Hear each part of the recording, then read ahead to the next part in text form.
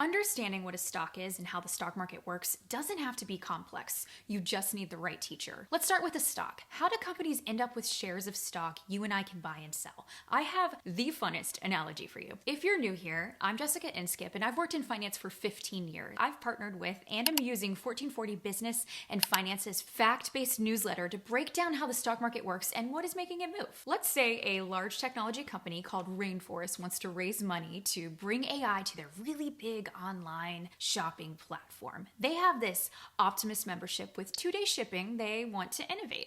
Since this video is for educational purposes, I didn't use any real companies. Let's pretend Rainforest is a private company, which means we cannot buy their stock yet. Rainforest decides to give up a portion of their company and split it into a bunch of fractional pieces. They do this through the initial public offering or IPO process. Rainforest would work with a stock exchange like the New York Stock Exchange to become listed and publicly available for the first time, hence the term IPO. A stock is a piece of a company. A share is how many pieces of stock you own. When you buy stock, you own a fraction of that company. If they make more money as part owner, you could too. If they lose money, as could you. You're invested in the company's success. That is why it's called investing. In order to invest in the newly public shares of Rainforest stock, it needs to be available to trade on the stock market, which we will cover in more detail in part 2. Learning the stock market can be overwhelming. Check out 1440's weekly business and finance newsletter and topics pages to learn how it all works